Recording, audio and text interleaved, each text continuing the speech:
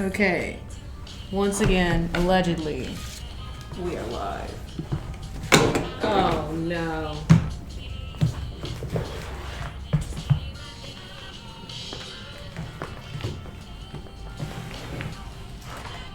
My name.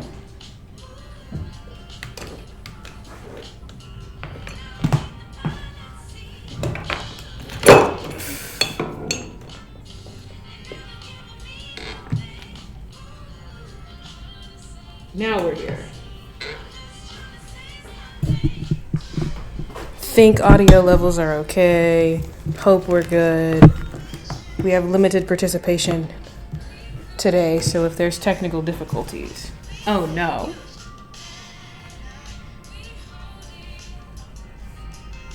Oh, speak of the devil. Like, who would have thought?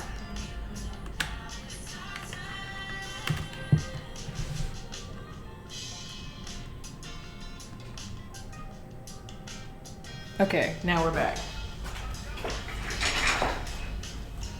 This is the second one, bro.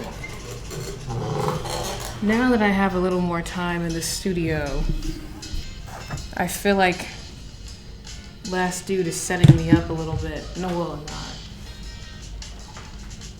We'll let these next ones play.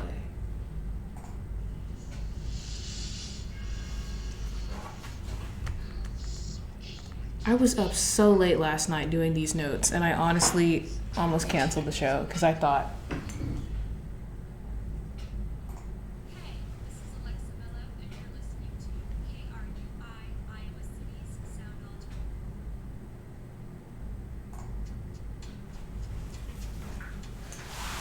okay, bro.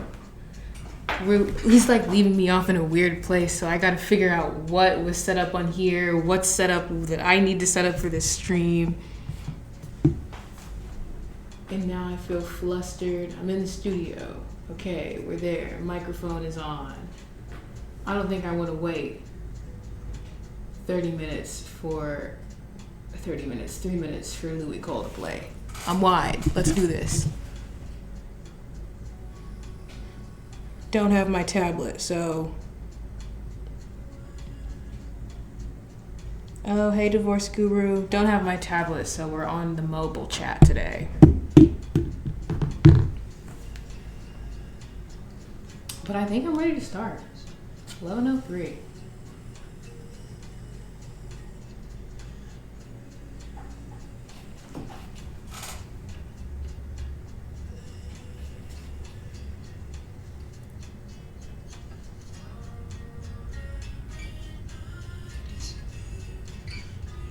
Or should I let it play?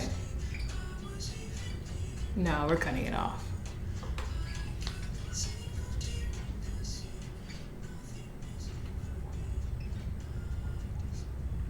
And we are live. We're live, I believe. Allegedly, hopefully. We are actually live on the radio, unlike a couple weeks ago.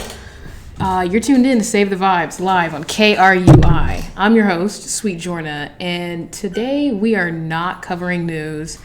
I know this is typically a news show, but today is a part of our our first segment, celebrating Black History Month on the show. We're going to be doing an exploration of a movement that I've been wanting to cover, but have held off on for a couple weeks. I've recently learned that in the UK right now, there's a bit of a relaunch of the movement for reparations for the enslavement of Africans and the incalculable damage done to the descendants of those slaves globally. This was originally going to just be one story that I included in a past show, along with several others that I got a little more curious about what slavery in England's history looked like. Attendees of American public school get the U.S. version and the view of what American chattel slavery looked like. And often even that lacks, with severely watered down and sometimes whitewashed accounts of what the transatlantic slave trade looked like, how long it went on, what it looked like, what life looked like as a slave in America, and the impact of slavery on even life today. This included next to no information about what the slave trade looked like on an international scale. I can't even tell you if there was a civil rights movement in any other formal colonial, predominantly white country other than the US. But I've got today like a quarter of that history that the US education system kind of skipped out on, and some info regarding the modern movement in the UK for reparations. In roughly the past 10 years, some serious conversations have developed about formal colonial powers providing reparations, or at least reparative policies, to former colonies. In the US, any conversation about reparations is very quickly shrugged off. A majority of the population believes that reparations are simply unrealistic. It's become a laughingstock of political conversation, but the UK has had a different experience. Several movements have taken place that have made this a relevant conversation in the country. Of course, in former colonies, the impacts of chattel slavery are present in everyday life. That includes poverty, illiteracy, underdeveloped healthcare systems, disease, political turbulence, stunted economies, etc. Investment by colonial powers in efforts to catch up these nations to modern standards of living have never ceased. But it's a scar that virtually every country in the Americas wears. However, in 2021, the country of Barbados removed the Royal British matriarch, Queen Elizabeth II, as their head of state and declared itself a republic with a president to replace the position of the Queen. Of course, the royals did not like this move, and it was seen as a destabilizing force, a destabilizing of the royal family's role in its former colonies. Barbados' move was celebrated across the Caribbean, and Jamaica even indicated that it may follow suit. This move came in the year following the International Black Lives Matter movement, in which conversations about the modern variations of oppressions of Black people also served to incite discussions about colonial legacies and the globally disadvantaged state of Black people as a result of colonialism and slavery. In a sense, Black Revolution was in the air and looking contagious to the Brits. The royal family launched a tour following this move. Prince William and Kate Middleton were to visit Jamaica, Belize, and the Bahamas, suspected to be a ploy to gain the favor of these former colonies so that they would not revoke the authority of the British family, the royal family as well. Notably, this tour was met with widespread protests in the respective locations, and some events were even canceled or had to change venues because protests would not allow the events to go on. While delivering a speech in Jamaica during the course of this tour, Prince William publicly stated, "While reparations are not part of the government's approach, we feel deep sorrow for the transatlantic slave trade." This is essentially what the UK government has consistently stated and what activists of the reparation movement have consistently criticized. The UK has expressed regret for its role in the transatlantic slave trade, but it's never apologized. The death of Queen Elizabeth in 2022 was also a seminal moment for the UK and talks about reparations. Her death was met with national mourning of the loss of the longest serving queen in the royal family's history, but it was also met with global celebration, as many worldwide communities see the queen as a symbol of the horrors and devastation caused by colonialism directly chartered by the royal family. The British Empire is an entire series worth of episodes on its own, but just the transatlantic slave trade itself upended the entirety of West Africa and completely influenced the course of history in North America, Central America, and the Caribbean. The death of the Queen was a hit to the legacy of the British royalty and served as an introduction of a global generation of people that have no blind loyalty to the British Empire and are not afraid to call it out for the atrocities it's been responsible for. Now, this is where the history part begins. We're going to travel back just a couple of years to the 1500s. John Locke, that's L-O-K, not to be mistaken with American John Locke, is credited with kickstarting the British role in the triangular slave trade. On a mission to disrupt and take over the Portuguese monopoly on trade in West Africa, in the 1560s, John Locke transported some of the first enslaved Africans in the trade to the modern island shared by Haiti and the Dominican Republic, and traded them with the Spanish, who were already on the island for goods in the Caribbean, such as pearls, sugar, ginger, all the spices that the British don't use today. Royal British aristocrats they saw how profitable this was for John Locke, and a few other wealthy elites that independently operated the slave trade, and eventually founded the Royal African Company in 1672.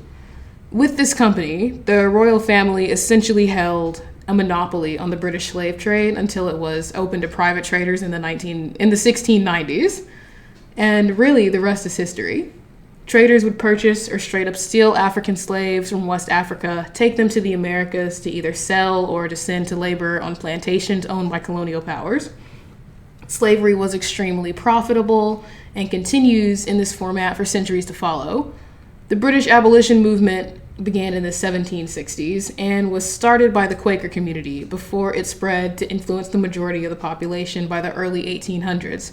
As the first major success for this movement, in 1807, the Act to abolish the transatlantic slave trade was passed by Parliament, which ended the trade of slaves itself. Further purchase and transportation of slaves as property was now illegal, but the practice of slavery was to remain in the colonies.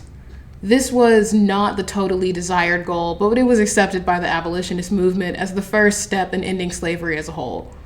Pro-slavery advocates, of course, argued that slavery was vital to the British economy and purported to the public that slaves were happy and fairly treated on their plantations in the Caribbean. But frequent news of slave revolts concurrently happening in the British colonies signaled otherwise to the public. It was not until 1834 that any slaves were actually freed, and the only free ones were children under the age of 6. Older enslaved Africans were to continue their work as unpaid laborers under the guise of apprenticeship. One of the largest differences between the abolition of slavery in the US and the UK came with the Slave Compensation Act passed by Parliament in 1837, in which, contrary to the misleading title, 20 million British pounds, remember this is 1830s money, to compensate plantation owners for the loss of their assets in the abolition process. It's the largest loan the British government has ever taken out to this day, and claiming compensation for the slaves by British plantation owners, forms had to be filed containing detailed information about their slave assets, down to information about how many slaves they possessed, what job responsibilities the enslaved individuals had, and weighed against the cash value of the individual. These records, because they were claiming compensation for assets, were often exaggerated, but as unfortunate as the reality is, these are some of the most detailed records preserved of enslaved people. What families owned, what plantations, how many slaves they had, even some info that has allowed descendants of enslaved Africans to trace some crumbs of their own family history. I'll leave off the basic history there, and we'll return to the modern day. The Reparations movement. In 2016, the University College London published a database of compensation provided to slave-owning families by the British government. A long-time anchor and correspondent for the BBC, Laura Trevelyan, discovered that her family was compensated millions of dollars for their loss of assets across 6 plantations in Grenada. Trevelyan has since left her job at the BBC to pursue being a reparations campaigner full-time, and co-founded a lobbying organization called Heirs of Slavery. This organization was launched just a few months ago in April of 2023, led by descendants of slave owners and contributors to the slave trade that are seeking to lead a movement of providing effective reparations to those affected by the impacts of slavery. This group has gotten mass media attention in the country. There are over 100 individuals that have joined the group, but one especially notable person has been David Lascelles, who happens to be a second cousin of King Charles III. This notable person, this group has actually been lobbying the royal family on the issue. Although the royal family has not done anything, they've still addressed people with that level of power. The Heirs of Slavery has also called on the British government to engage with an international organization called KRUI, which is short for Caribbean Community. It's an economic coalition of 20 countries, mostly in the Caribbean. The coalition's been recognized by the United Nations, even signing on a cooperation agreement in 1993. In 2013, CARICOM assembled a reparations commission that issued a 10-point plan for reparations. I won't summarize all of these points, but I'll highlight the ones that are especially important. The third point included is an Indigenous Peoples Development Program. The indigenous population in all of the Caribbean has faced genocide at the hands of colonial powers. The group is now severely marginalized in their own territory. This is a call for a plan to rehabilitate the remaining community. The fourth point is cultural institutions. There are archives and museums across colonial motherlands to educate the public as to what centuries of slavery consisted of and the impacts of it. But these institutions do not exist where slavery actually took place and would be useful educational and cultural resources in these affected nations. The fifth point is aid in a public health crisis. Caribbean communities face some of the highest rates of chronic health conditions. Disease has killed millions of the population of Africans brought to the islands in the trade in the first place. This is the first mention of the pattern of the conditions that CARICOM governments inherited from colonialism. The sixth point is illiteracy eradication. Caribbean governments allocate upwards of 70% of public expenditures on health and education, but illiteracy has persisted as an issue since the withdrawal of colonial powers. Illiteracy is a problem left to the Caribbean governments by colonial power. Technology transfer is the ninth point included in this 10-point plan. Colonies were denied participation in the industrialization process despite being the backbone of raw materials that fueled the ability to industrialize. Colonies were denied access to these new technologies and are still playing catch up to the modern levels of technological advancements that are now the standard of living worldwide. Debt cancellation is the final point. Caribbean governments inherit, quote, this is from the CARICOM 10-point plan, quote, inherited the massive crisis of community poverty and institutional unpreparedness for development. Essentially, this mess caused by colonization with no structure to restabilize.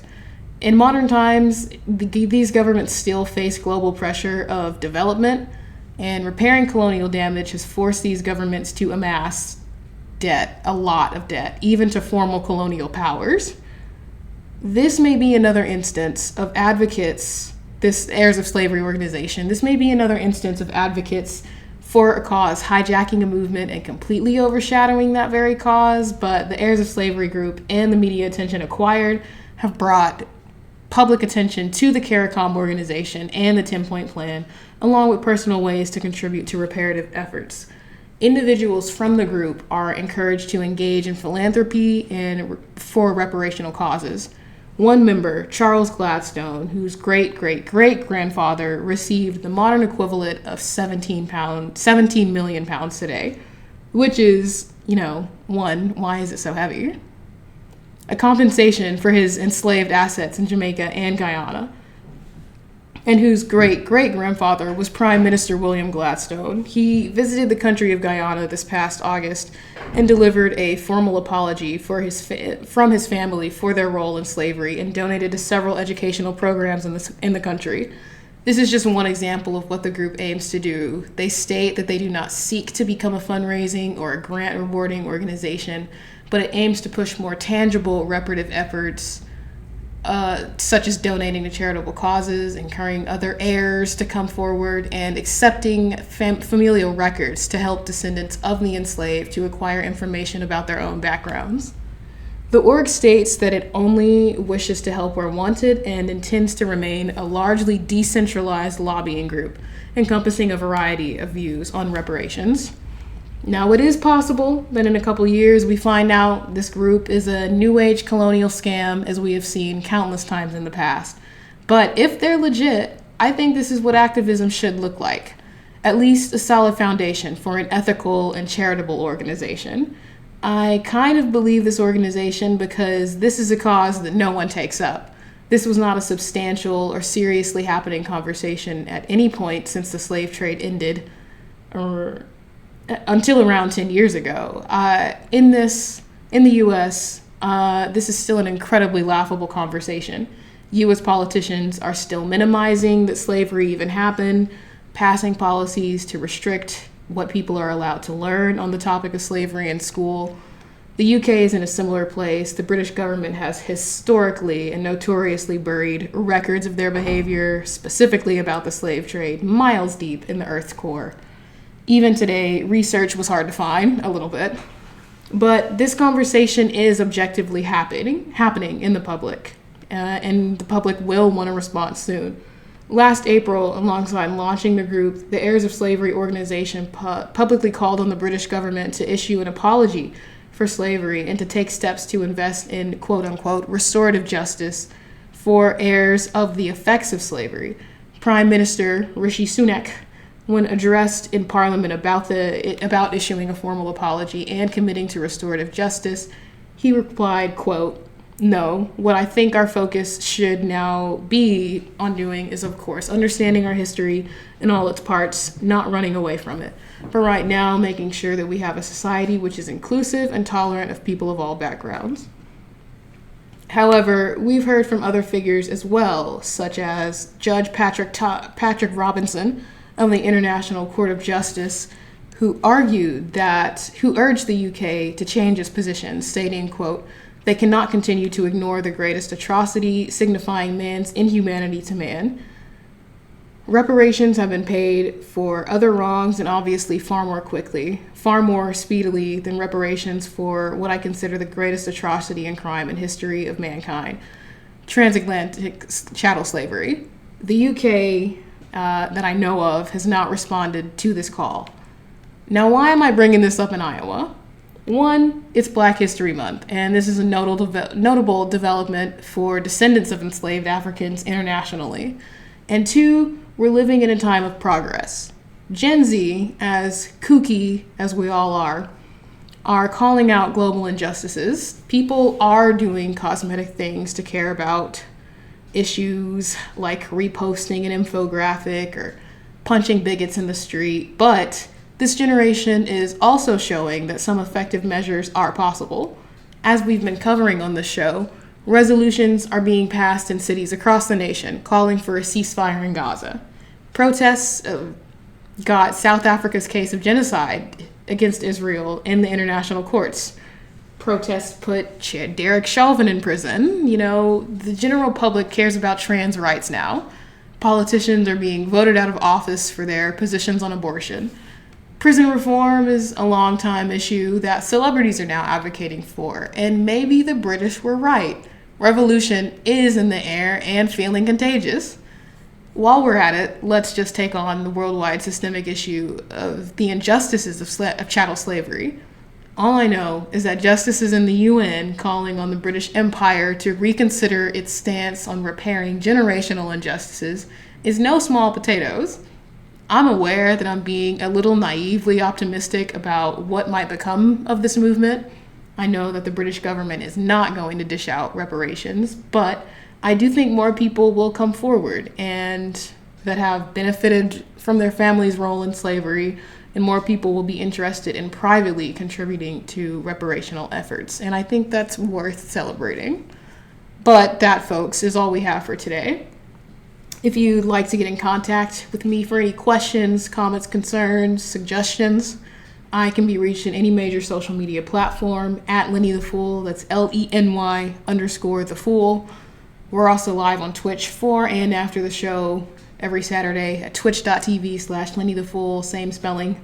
You're listening to Save the Vibes live on KRUI 89.7 FM. I'm your host, Sweet Jorna, and we'll be back next Saturday at 11 a.m. Back to your regularly scheduled tunes.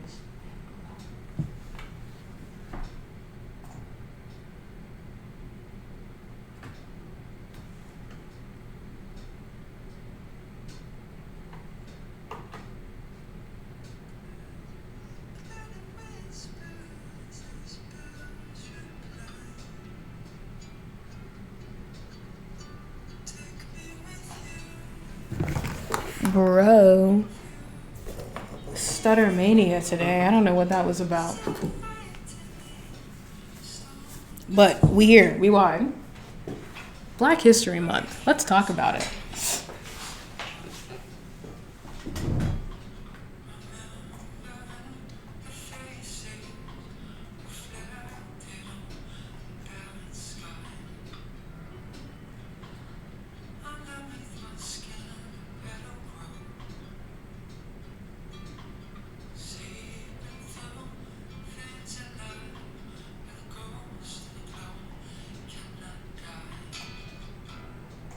Okay. Okay, we're here. Muffy's here. She says good show. Thanks. Muffy, I don't know if you've gotten the full view of the blonde. It's very ugly once it's out of the hat because I kind of look like George Washington. You know, it kind of pokes out at the side. The back of my head, the front, I'm okay with how the front looks. The back is another story. I don't even know if I want to... I think the back is giving leopard a little bit. So, you know, I'm going to chill with the hat until I think I should dye it again. Bleach it again. But the blonde is really working for me. 2024, anything's possible.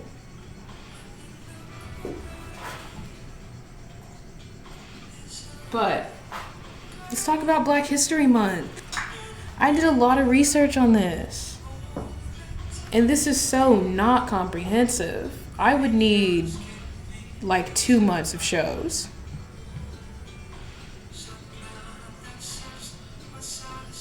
Go fire red? Absolutely not. You know, red is probably my least favorite color at all, of all colors on the planet.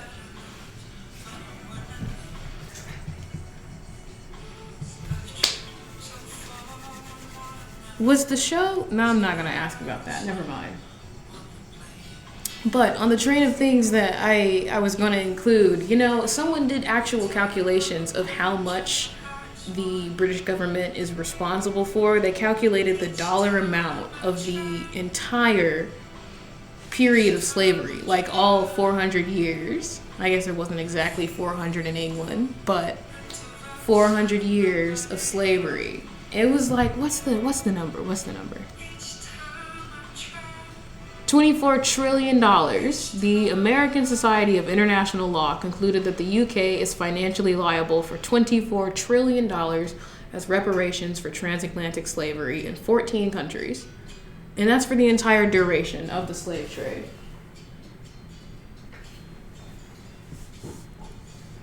That's a lot of money. The more I was doing research on this, I'm also taking a religions class in which I had to read Maya Angelou, and we've been learning a little bit more about African religions, which I've never... Religious studies is a study of mine, and I don't know anything about African religion, so this class has been very interesting to watch unfold. But as I've been doing more and more, you know, learning more about African religion, and then reading this, you know, old Maya Angelou book, I'm really sitting there thinking, like, people really think reparations are not due. It's such a laughable conversation in America because no one's serious about reparations. But for real, slavery was so profitable because it was free.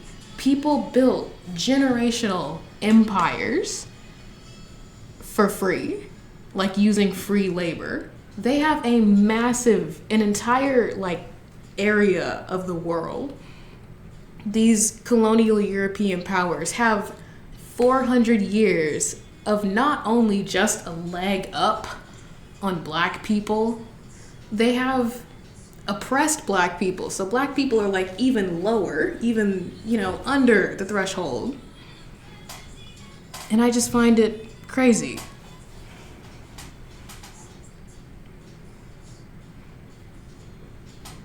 Wow, what a great stream. My consensus is that slavery was crazy. But the more I look into this, reparations are so due. Like, I had never really thought much about the fact that, okay, a slave revolt was successful on the island, or in the country of Haiti, the modern country of Haiti. But I didn't know Haiti has been having to pay back billions of dollars to France. They bought their freedom. They've had to purchase their freedom. And so now Haiti's trying to catch up after however many hundreds of years chattel slavery was existent in Haiti. No technological advancements in that country were happening. It was being stripped of all its valuable raw materials and sent elsewhere. There's no development in these countries, and they're just like colonial powers leave and they're just supposed to catch up to what life is like in France.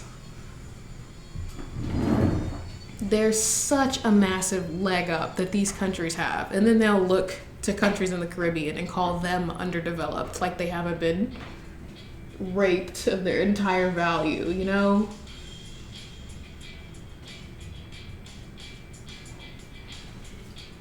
Black people,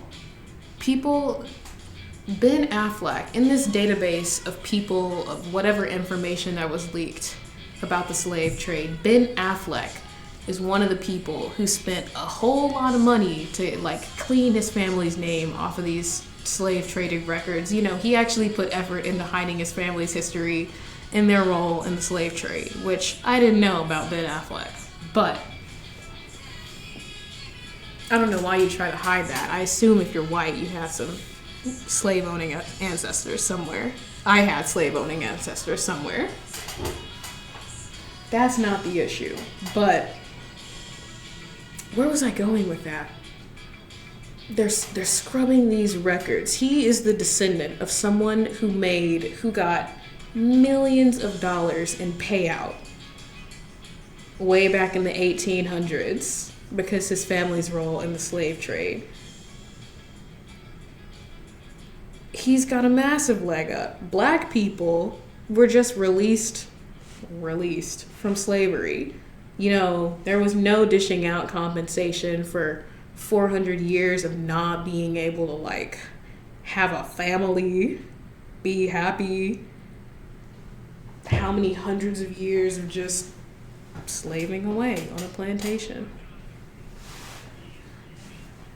I know I'm not doing a good job in describing this, but I can't even fathom the difference between people that have slavery era generational wealth and black people who just got the right to vote a couple decades ago,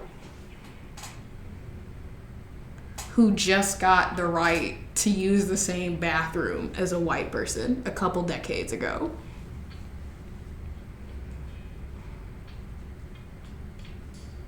There's not a lot of black people who are beyond first-gen college students. College is just the entry point of acquiring generational wealth. And so if your great grandpappy got an education from Oxford in England, and black people are just now getting into colleges now, people really think reparations aren't due? And it's not just about dishing out a check.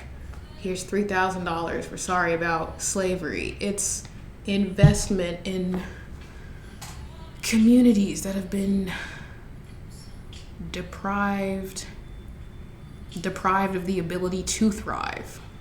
Let's see, we just got the right to wear our hair as it grows out of our head 5 years ago. For real?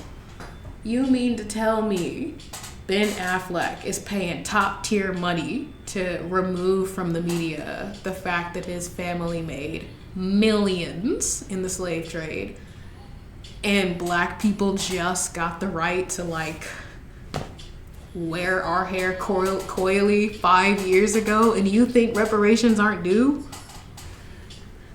Politicians think reparations aren't due? I don't think anyone who's not willing to apologize for slavery, Rishi Sunak,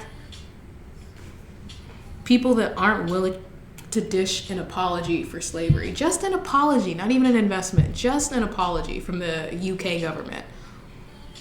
They're not willing to issue an apology. I feel like there's no excuse. They must not know. They must not know the inequality between British people generational wealth and where people are, where black people, where people in the Caribbean, all the descendants of slaves are right now. Even in Africa, they were denied the ability to thrive. Some other points included in this 10-point plan for reparations was it was something about investment in cultural things. Let me find it. Was it cultural institutions? Repatriation, the right of people to return to their country of origin. I don't know how black people would ever figure that out, generations of slavery. There's no idea where in the world any of us came from. But for real, okay. African Knowledge Program. Descendants of slaves have been left with virtually no knowledge of or connection to their ancestral cultural background, depriving them of a cultural sense of belonging. Former colonial powers should aid in programs to build bridges back to slaves' ancestral homes. This could include educational study abroad programs, art and community programs, etc. And I think it included, quote, to neutralize the void created by slave voyages. Descendants of slaves today, we have no idea of family history, and there's virtually no way to rebuild that. I'll never know where in Africa my family's from, but I don't know if the British did say, you know what, we're going to charter some study abroad program for people of African descent, and they can learn a little bit about African culture. I don't know anything about African culture. I'm just as ignorant as all the white people in America. We went to the same school. But I would have so much more information to learn about where in the world my people are from, what they did, their religions, their culture, their food, if I had access to a program like that. And I think that's pretty cool. It's not just about dishing out a check to people, as the conversation often goes in America. It is about, what's the quote, neutralizing the void created by slave voyages, culturally learning a little bit, filling in a whole lot of blanks that are left as a result of chattel slavery.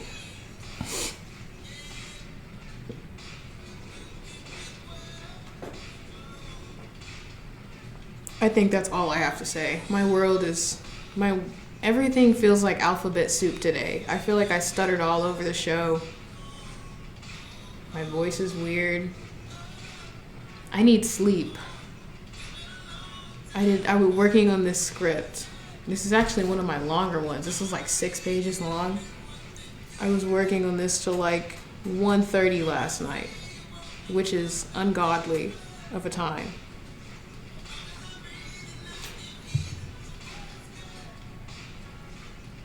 Oh, don't get it this twisted though. I do still want my check. I mean, yeah, money would be nice. Man, that Dave Chappelle skit where black people got a reparations check was so hilarious. I wish we had more comedy like that again. There was a news report in that skit that Cadillac stock increased 3,000%. Because black people got their reparations check.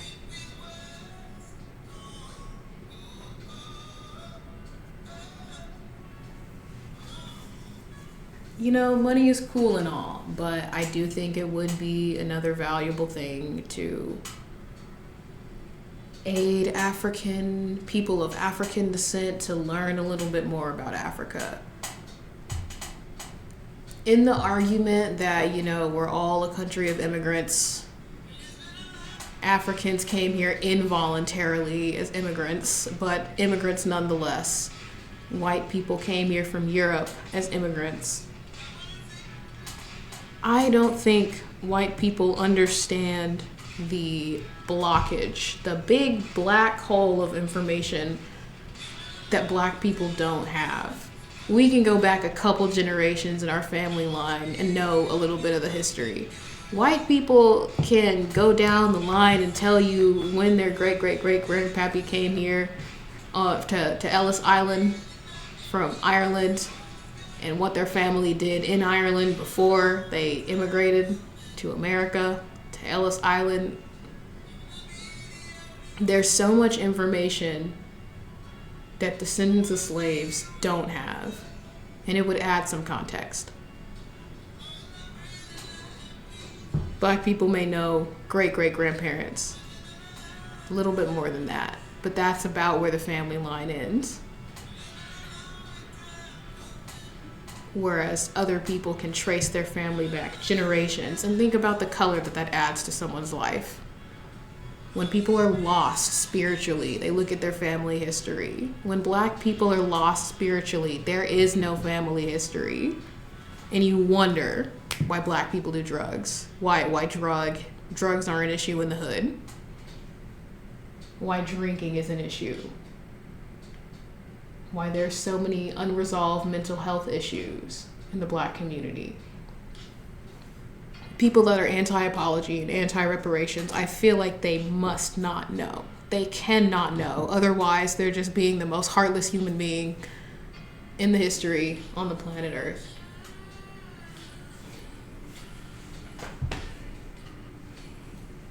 I want to play some Black people music, bro. Who's on here? Any suggestions? Who are some Black artists? Paramore is not Black, but they get the stamp of approval.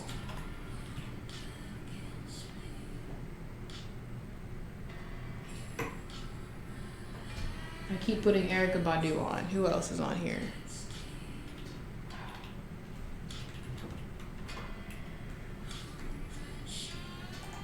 John Coltrane. Duke Ellington.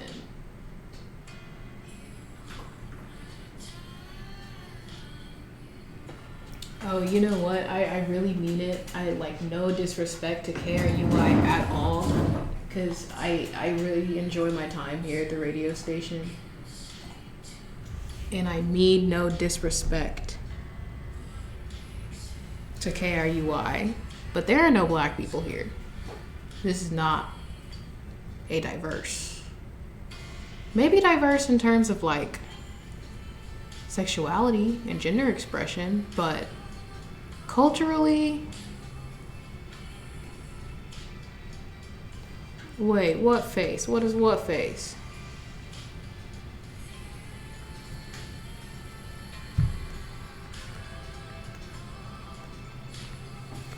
Culturally, no. I think I'm probably like the only Black person at KRUI. There may be another. I think I'm gonna end this off, bro. 40 minutes, and I'm probably gonna have to edit most of this out when I upload it to YouTube. I've got alphabet soup grammar today. Just that right there felt like alphabet soup.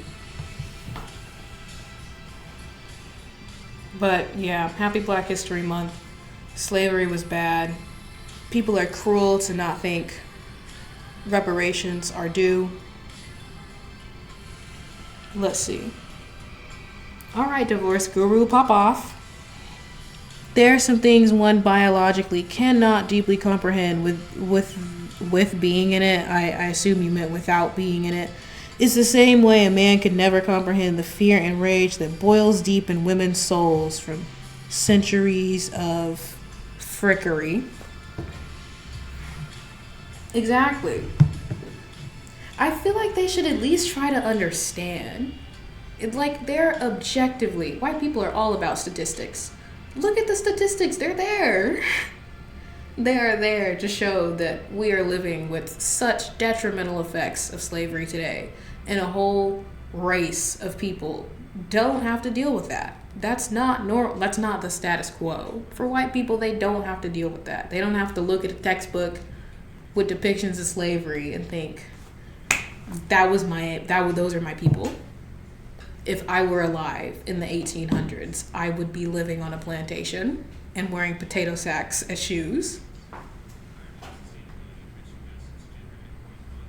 Like, they don't look at those things and relate it to themselves. But as a person of color, it's incredibly relevant. You know, I said I was going to end this, bro. It's Black History Month. You know how Black people are. What was I saying there? I didn't know there are not really cultural institutions in the Caribbean. I guess I'd never really known of that. Never really thought about that. There's no Smithsonian of slavery in the Caribbean. Where is it? What are people in the Caribbean being taught about slavery? Because there weren't good records kept unless they were kept by white people, which is the records that we learn in America and England.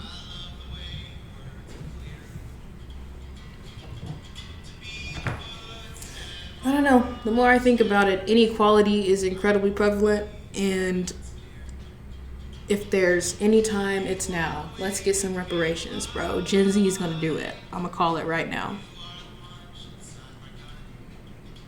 By 2050, one country will have dished out checks to black people. I'm gonna call it. But for real, I'm gonna end this room right here. Head home, go to sleep. 1:30 in the morning was ridiculous. Goodbye, everyone. Happy Saturday. I can't play you tunes on here, but you should go listen to some good tunes. Au revoir. Good eye, mate.